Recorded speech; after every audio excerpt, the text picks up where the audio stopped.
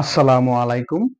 আমার একাদশ এবং দ্বাদশ শ্রেণীর সকল শিক্ষার্থীবৃন্দ, আজকে তোমাদের জন্য নিয়ে এসেছি রসায়ন দ্বিতীয় পত্রের প্রথম অধ্যায়ের কিছু সূত্রের প্রতিপাদন।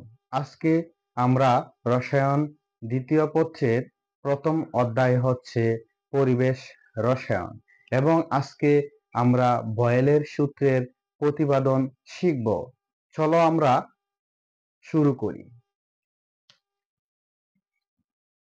বয়েল সূত্র। বিজ্ঞানী বয়েল একটি সূত্র আবিষ্কার করেছেন যা চাপ এবং আয়তন এর সূত্র নামে পরিচিত। আমরা সূত্রটি গাণিতিকভাবে লিখতে পারি, যা বি সমানুপাতিক 1/p। এই ক্ষেত্রে স্থির তাপমাত্রা। আমরা যদি সংজ্ঞায় একে বলতে চাই, তাহলে আমরা এভাবে বয়েলের সূত্রটিকে উপস্থাপন করব। তা হলো, স্থির তাপমাত্রায় কোনো গ্যাসের আয়তন তার চাপের ব্যস্তানুপাতিক। তাহলে আমরা এভাবে সূত্রটি বলতে পারবো। এটাকে আমরা প্রতিপাদন করি। বি সমানুপাতিক তুলে একটি ধ্রুবক নেই 1/p। এক্ষেত্রে কে হচ্ছে একটি ধ্রুবক মান, কনস্ট্যান্ট মান। সুতরাং বিপি ইকুয়াল কে। একটি কোন গ্যাসের একটি অণুর ক্ষেত্রে বিপি ইকুয়াল হচ্ছে কে। যদি আমরা এন সংখ্যক অণুর ক্ষেত্রে ইহা প্রতিপাদন করি, তাহলে সূত্রটি এই দাঁড়ায় যে এন সংখ্যক অণুর ক্ষেত্রে বি বি1 পি1, পি2 ভি2, পি3 ভি3 equal dot dot dot equal K. মানে হচ্ছে এন সংখ্যক অণুর ক্ষেত্রে আমরা নিতে পারি পি1 বি1 ইকুয়াল পি2 বি2 ইকুয়াল পি3 বি3 ইকুয়াল কে। এই ক্ষেত্রে বয়েলের সূত্রের মধ্যে যদি চাপ বৃদ্ধি করা হয়, যদি কোনো গ্যাসের চাপ বৃদ্ধি করা হয়, তাহলে ওই গ্যাসের আয়তন হ্রাস পায়। যত বৃদ্ধি করবে চাপ, তত আয়তন হ্রাস পাবে। যদি আয়তন বৃদ্ধি পায়, তাহলে কি হবে? চাপ কমবে। যদি চাপ বৃদ্ধি পায়, তাহলে আয়তন হ্রাস পাবে। যদি আয়তন বৃদ্ধি পায়, তাহলে কি হবে? চাপ অবশ্যই কি করবে? কমবে।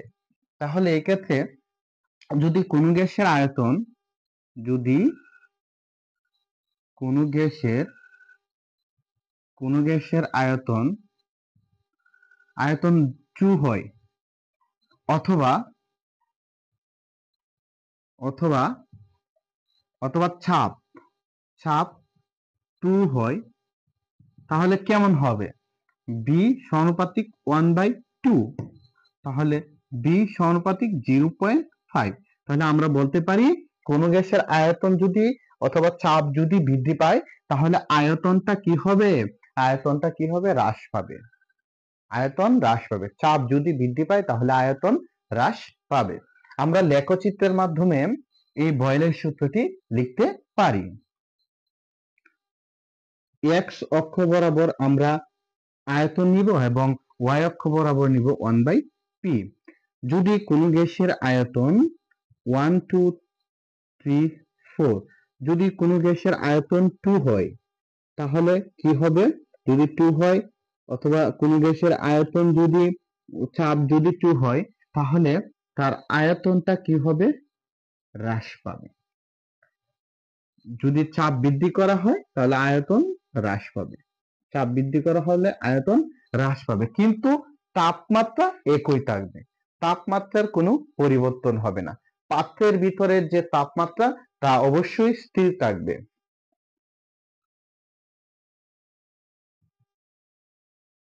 প্রতিটি অণুর ক্ষেত্রেই তাপমাত্রা কি থাকবে? স্থির থাকবে। তাপমাত্রার কোনো পরিবর্তন হবে না, কিন্তু আয়তন এবং চাপের কি হবে? পরিবর্তন হবে। তাহলে আজকে আমরা পরিবেশ রসায়নের দ্বিতীয় পত্রের প্রথম অধ্যায়ের মধ্যে বয়েলের সূত্র আমরা কি করলাম?